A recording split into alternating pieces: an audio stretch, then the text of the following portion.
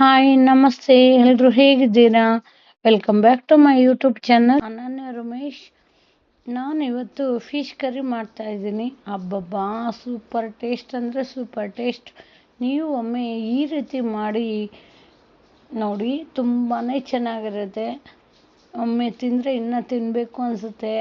ಒಂದೇ ಥರ ಮಾಡಿ ಮಾಡಿ ಬೇಜಾರಾಗಿರುತ್ತೆ. ಹಾಗಾಗಿ ಇದನ್ನು ಹೊಸ ರೀತಿಯಲ್ಲಿ ಟ್ರೈ ಮಾಡಿ ನೋಡಿ. ನಾನಿಲ್ಲಿ ಕೆರೆ ಮೀನು ಕಪ್ಪು ಪಾಂಪ್ಲೆಟ್ ಅಂತ ಹೇಳ್ತಾರೆ, ಕಪ್ಪು ಪಾಂಪ್ಲೆಟ್ ಅಂತ ಹೇಳ್ತಾರೆ. ಆ ಮೀನನ್ನು ನಾನು 2 ತೊಗೊಂಡಿದ್ದೀನಿ, ಚಿಕ್ಕದು 1.25 kg.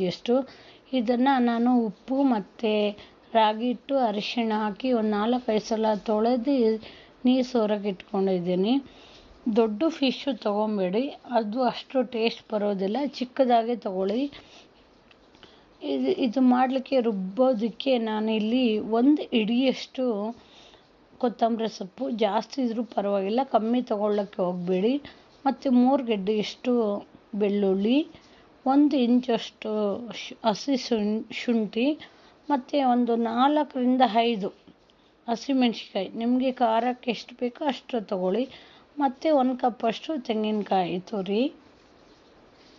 ಮತ್ತು ನಾನು ಸ್ವಲ್ಪ ಮಸಾಲ ಪೌಡ್ರನ್ನ ಮಿಕ್ಸ್ ಮಾಡಿ ಇಟ್ಕೊತೀನಿ ಇವಾಗಲೇ. ಏನಂದರೆ ಅರ್ಧ ಟೀ ಸ್ಪೂನಷ್ಟು ಅಡುಗೆ ಅರಿಶಿನ, ಹಾಗೆ ಅರ್ಧ ಟೀ ಸ್ಪೂನಷ್ಟು ಜೀರಾ ಪೌಡರ್, 1.5 ಟೀ ಸ್ಪೂನಷ್ಟು ಚಿಲ್ಲಿ ಪೌಡರ್, ಅದು ಸಹ ನಿಮ್ಮ ಖಾರಕ್ಕೆ ಎಷ್ಟು ಬೇಕೋ ಅಷ್ಟು ಹಾಕ್ಕೊಳ್ಳಿ.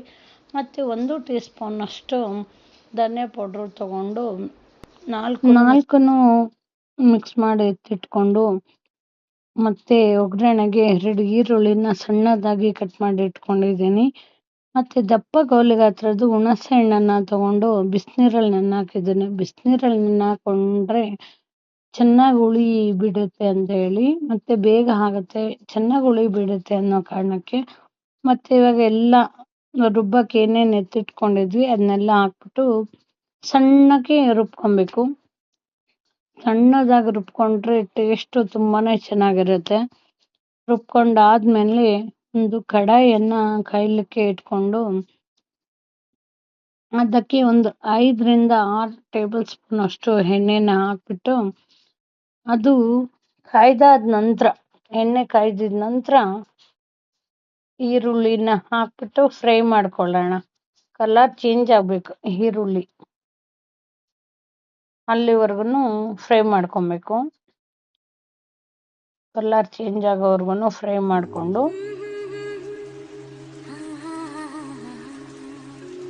ಇವಾಗ ಕಲರ್ ಚೇಂಜ್ ಆಗಿದೆ. ಇದಕ್ಕೆ ರುಬ್ಬಿರೋದು ಖಾರ ಹಾಕ್ಕೊಂಡು, ಜೊತೆಲಿ ಮಸಾಲ ಪೌಡ್ರು ಮಿಕ್ಸ್ ಮಾಡ್ಕೊಂಡಿದ್ವಲ್ಲ ಅದನ್ನು ಹಾಕ್ಕೊಂಡು, ಹಸಿ ವಾಸನೆ ಹೋಗೋವರೆಗೂ ಅದನ್ನು ಚೆನ್ನಾಗಿ ಫ್ರೈ ಮಾಡ್ಕೊಬೇಕು. ಹಸಿ ವಾಸನೆ ಹೋಗೋದು ಗೊತ್ತಾಗೋದು ನಮಗೆ. ಹಸಿ ವಾಸನೆ ಹೋಗಾಗಿದೆ ಇವಾಗ ನೋಡಿ, ಈ ಥರ ಆಗಬೇಕು. ಈ ಟೈಮ್ನಲ್ಲಿ ಫಿಶ್ ಹಾಕ್ಕೊಬೇಕು. ಇದೇ ಫಿಶ್ ಅಂತ ಅಲ್ಲ, ನಾವು ಯಾವ ಫಿಶ್ ಬೇಕಾದ್ರೂ ತೊಗೊಬೋದು. ಯಾವುದೇ ಫಿಶಲ್ಲಿ ಬೇಕಾದ್ರೂ ಈ ಥರ ಮಾಡ್ಕೊಬೋದು, ತುಂಬಾ ಚೆನ್ನಾಗಿರುತ್ತೆ. ಈ ಥರ ಒಮ್ಮೆ ಮಾಡಿ ನೋಡಿ, ತುಂಬಾ ಚೆನ್ನಾಗಿರುತ್ತೆ. ಮನೇಲಿ ಎಲ್ಲರೂ ತುಂಬ ಇಷ್ಟಪಟ್ಟು ತಿಂತಾರೆ, ಇನ್ನೊಮ್ಮೆ ಬೇಕಂತ ಕೇಳ್ತಾರೆ. ಆ ಥರ ಅಷ್ಟು ಚೆನ್ನಾಗಿರುತ್ತೆ. ಇದು ಖಾರಕ್ಕೆ ಹಾಕೊಂಡ ತಕ್ಷಣವೇ ನೀರು ಹಾಕ್ಕೊಬಾರ್ದು, 1 ನಿಮಿಷ ಬಿಡಬೇಕು. ಆ ಖಾರ ಎಲ್ಲ ಫಿಶ್ಶಿಗೆ ಖಾರ ಹಿಡಿಬೇಕು. ಅಲ್ಲಿವರೆಗೂ ಬಿಟ್ಬಿಟ್ಟು ಆನಂತರ 1 ಕಪ್ಪಷ್ಟು ನೀರು ಹಾಕ್ಕೊಂಡು ನೋಡಿ, ಈ ಥರ. ಅದು ಜಾಸ್ತಿ ಜೋರಾಗಿ ಪ್ರೆಸ್ ಮಾಡೋ ಥರ ಕಾಣಿಸ್ತಿದೆ, ಬಟ್ ನಿಧಾನವಾಗಿ ಪ್ರೆಸ್ ಮಾಡ್ಕೊಬೇಕು. ಯಾಕಂದರೆ ಫಿಶ್ಶು ಬೇಗ ಬೆಂದ್ಬಿಡುತ್ತೆ, ಕಲಸೋಗ್ಬಿಡುತ್ತೆ. ಹಾಗಾಗಿ ಈ ಟೈಮ್ನಲ್ಲಿ ನಾನು ಫಿಶ್ ಮಸಾಲ ಹಾಕ್ಕೊಂಡು ಮತ್ತು ಉಪ್ಪು ಹಾಕ್ಕೊತೀನಿ. ಫಿಶ್ ಮಸಾಲ ಮನೇಲಿದ್ದರೆ ಹಾಕ್ಕೊಳ್ಳಿ, ಇನ್ನು ಅದಕ್ಕೆ ಅಂತಲೇ ಏನು ಹಾಕ್ಬೇಕಂತ ಏನೂ ಇಲ್ಲ. ನಮ್ಮ ಮನೆಯಲ್ಲಿ ಇತ್ತು, ಹಾಗಾಗಿ ಹಾಕ್ತಾಯಿದ್ದೀನಿ ಅಷ್ಟೇ. ಉಪ್ಪು ಹಾಕ್ಬಿಟ್ಟು ತುಂಬಾ ಚೆನ್ನಾಗಿರುತ್ತೆ. ಒಂದು ಕುದಿ ಬಂದಮೇಲೆ ನೋಡಿ ನೀವೇ ಉಪ್ಪು ಖಾರ ಎಲ್ಲ ಫಿಶ್ ಎಲ್ಲ ಬೆಂದಿದೆಯಾ ಅಂತ. ಲಾಸ್ಟಿಗೆ ಫೈನಲ್ ಇನ್ನೇನು ಒಂದು ಕುದಿ ಬರ್ತಿದೆ ಅನ್ನೋ ಟೈಮ್ನಲ್ಲಿ ಹುಣಸೆ ಹುಳಿನ ಹಾಕ್ಕೊಳ್ಳಿ.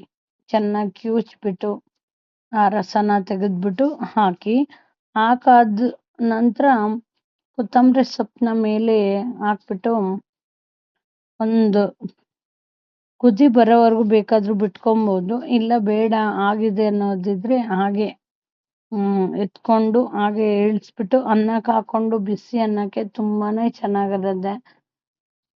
ನಾನು ಬೇರೆದ್ರ ಜೊತೆ ಟ್ರೈ ಮಾಡಿಲ್ಲ ಇದುವರೆಗೂ, ಬಿಸಿ ಅನ್ನದ ಜೊತೆ ಮಾತ್ರ ತುಂಬಾನೇ ಚೆನ್ನಾಗಿರುತ್ತೆ.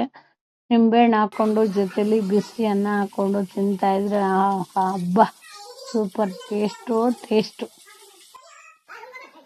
ನೋಡಿ ನನ್ನ ಮಗ ತಿಂದು ಹೇಳ್ತಾನೆ ತುಂಬ ಚೆನ್ನಾಗಿದೆ ಅಂತೆ.